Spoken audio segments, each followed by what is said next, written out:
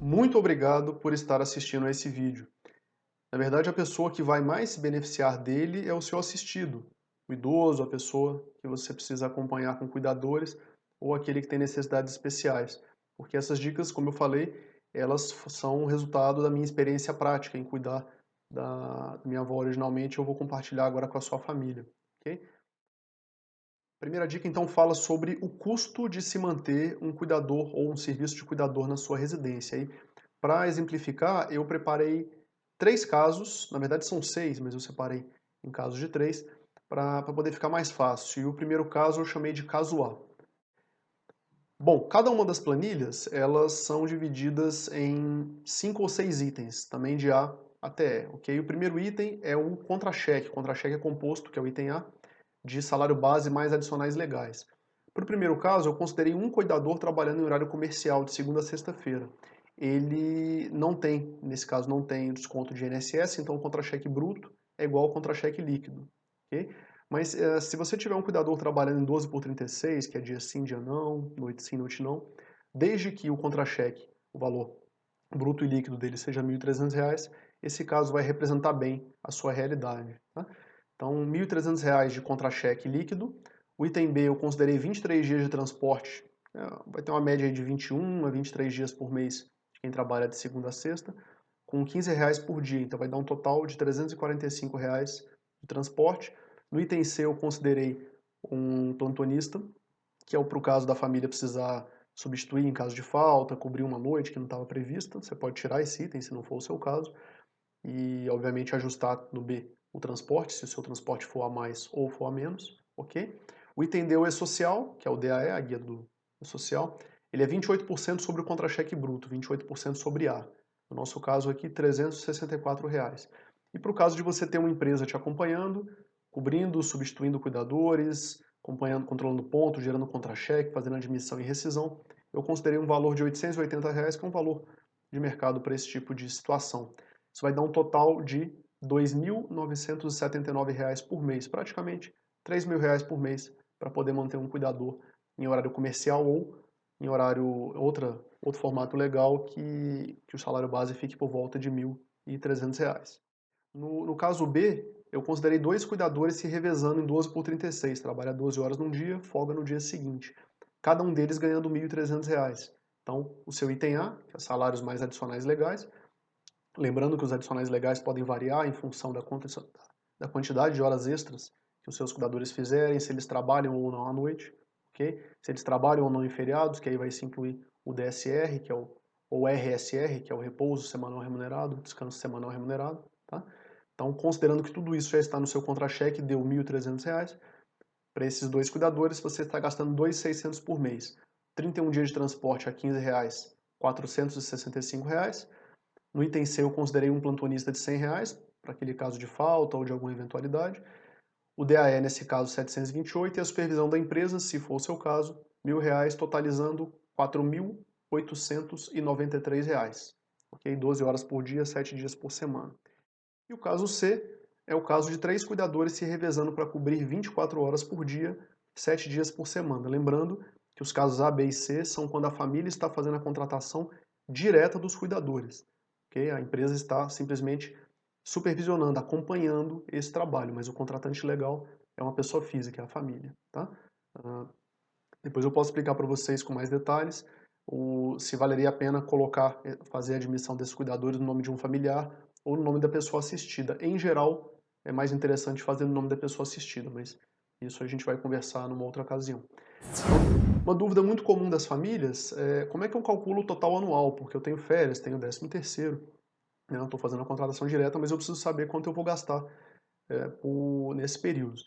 E aí tem 2 formas de você pensar. Uma forma de você pensar é essa que eu coloquei nesse exemplo. Você vai multiplicar o seu total mensal, aqueles 3 valores dos casos A, B e C, por 14,33. Nesse caso você está incluindo 13º, as férias, e você está você está cobrindo, perdão, nos momentos em que seus cuidadores estão de férias com cuidadores adicionais que ganham o mesmo salário deles, tá?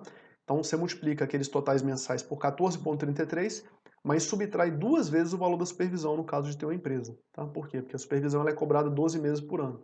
E aí, se você quiser anualizar, se você quiser ter uma média mensal, é só pegar esse resultado e dividir por 12. Isso vai dar a média de quanto você gasta por mês, ok? Uma outra forma de fazer, que muitas famílias fazem, eles não fazem provisão e não fazem essa média anualizada, mas o 13º, quando ele é pago, geralmente ele é recebido, então ele não impacta tanto, e as férias, sim, para as férias não é incomum se fazer uma provisão. E, bom, agora, do caso D para frente, eu estou considerando quando a família terceiriza cuidadores. O que é isso? Quando você contrata uma empresa ou uma cooperativa, quando você contrata um terceiro para poder ser o contratante legal dos cuidadores e prestar o serviço na sua residência. O cálculo muda um pouquinho. Vamos lá de novo. O item A é o contra-cheque, o mesmo valor, R$ 1.300. B, o transporte, também não é diferente. O C, para um caso de um plantonista, uma eventualidade, também R$ 90. Aí nos encargos muda um pouco, porque a cooperativa empresa, como ela recebe um pagamento por mês, geralmente, então ela tem que incluir as férias do 13º como encargo. E aí eles passam a 43% do contra-cheque, 43% do item A. Okay? O valor da supervisão, que é a remuneração da empresa por esse serviço, eu considerei o mesmo. E a gente tem um item novo, que é o F, que são os impostos. Embora isso vá variar de empresa para empresa, eu considerei um caso médio 15% do total. Então, o seu total mensal ele vai dar R$ 3.734,12 para um atendimento de um cuidador, nesse nosso exemplo, de segunda a sexta-feira. Mas lembrando que pode ser de segunda a sábado, pode ser um cuidador trabalhando em 12 por 36, dia sim, dia não, ok? Desde que seja um cuidador com essa remuneração, numa escala legal, esse vai ser a sua estimativa para um atendimento mensal. No caso E, nós temos agora 2 cuidadores, então 1.300 vezes 2, 2.600, que é o nosso item A. B é o transporte, R$ 15 por dia a 31 dias. C, plantonista. D, os encargos a 43%, a supervisão no mesmo valor que a gente tinha estimado para o B. E agora a gente tem os impostos, que é o item F, totalizando R$ 6.274,12.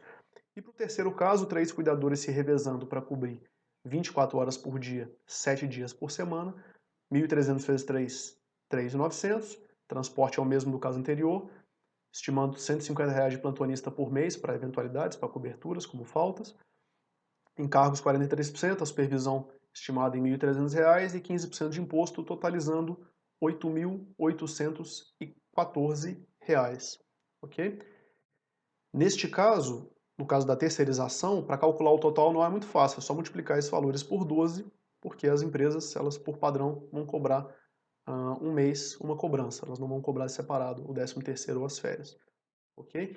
E tem um detalhe que é muito importante, tem duas legislações que são importantes para quem pensa em terceirizar. Uma é a lei da terceirização, que é a lei 13.429 de 2017, e a outra é a lei das cooperativas de trabalho, 12.690 de 2012. O que essas leis dizem, resumidamente, sem entrar em detalhes particulares? Os direitos trabalhistas, na cooperativa o nome é um pouquinho diferente, mas o cálculo não vai diferir tanto. Os direitos desses trabalhadores, sejam terceirizados ou cooperados, eles não são muito diferentes dos direitos de quem trabalha numa residência. Tá? E para fins de garantias trabalhistas, se quem está terceirizando não honrar com essas despesas, o tomador do serviço, a família, pode ser responsabilizada. Então, essas planilhas de formação de preço que eu passei, se você está pensando em contratar uma empresa, é muito importante que você peça para eles demonstrarem como eles chegaram no valor. E aí você pode comparar a demonstração deles com essas planilhas. Porque se essas famílias que estão contratando não prestarem atenção nisso, elas podem ter uma responsabilidade subsidiária ou solidária na hora disso vir a ser cobrado em juízo. Então a família contrata achando que teve uma solução, que teve enfim, que está resolvendo um problema, mas na verdade está arrumando outro. E, bom, a segurança trabalhista dos contratos de trabalho, sejam diretos ou sejam terceirizados, a forma como você evita problemas trabalhistas é o assunto do nosso próximo vídeo. Então não perca, hoje você aprendeu a calcular o custo do seu serviço de cuidador e no próximo vídeo você vai aprender como é que isso não se torna um problema para você. que afinal você precisa cuidar do seu idoso, do seu portador de necessidades especiais, e a última coisa que você quer é arrumar um problema. Até o próximo vídeo. Tchau!